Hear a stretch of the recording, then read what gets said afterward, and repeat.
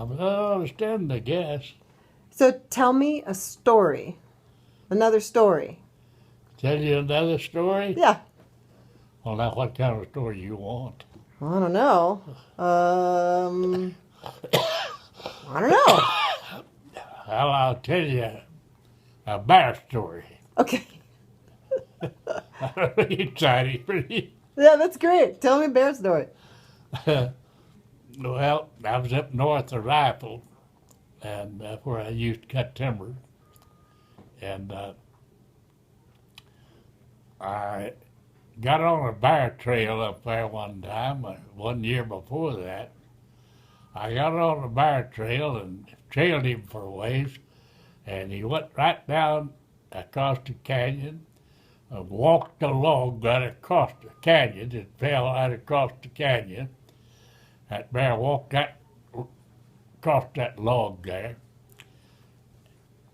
on there, and I was going along there. I was trailing that bear trail. They make a little trail just about that wide, Wow. just Yikes. about that wide.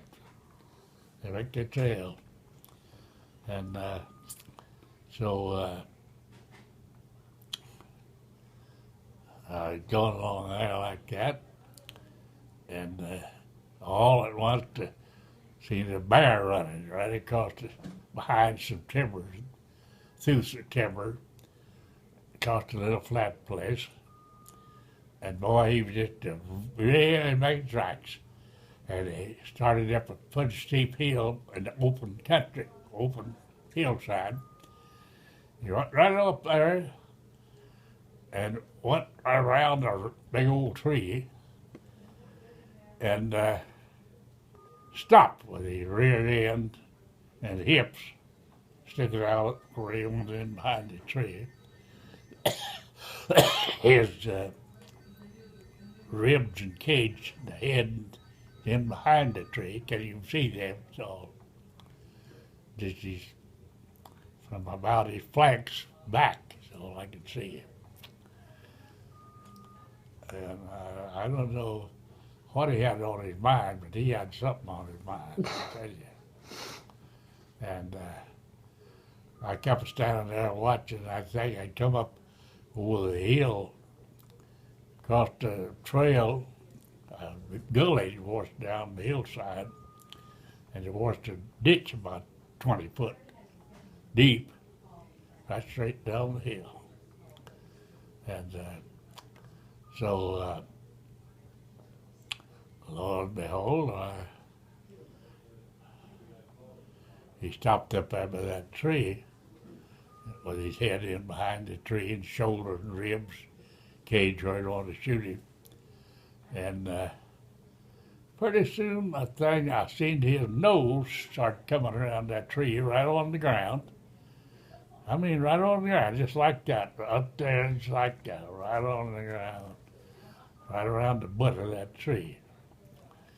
And so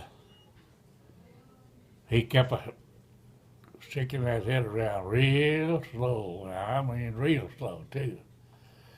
Come around there pretty soon, he's got both eyes where I can see it. Well, now you've had it, old boy. I'm going to shoot you right between the eyes. Your head right down against the ground, his throat right down in the ground. So you did? So I let him have it the second time, same place, because I didn't see his head bounce on the shot. But the second time I shot it, I saw his head bounce, and I was thinking, I was right between there the second time. And so that was the bear story. And Bob, he was up on the hill from me a little ways, and I hollered at him right when he shot that bear. I told him, come down there to me. And he come down there to me, and he held that bear while I gutted it and skinned it. And then I wrapped the head and skull, and all the vital parts of him, by the way. I put it around my neck, carried it up the hill to the car. Wow. Wow. How big was that bear? Huh? How big? Well, I never weighed the thing, but it was a good sized bear. It was a black bear? It's fat and heavy. Was it black or brown bear? Huh? A black bear? Yeah, it's a black bear. Wow. And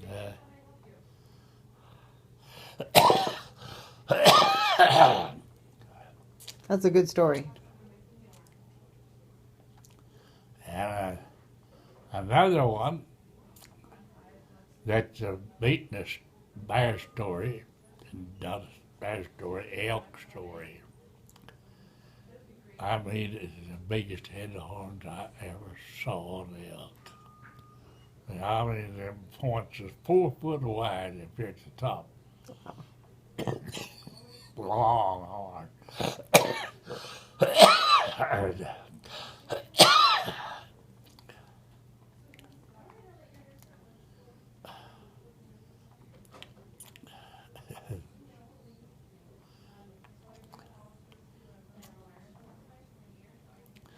When I shot that thing like that,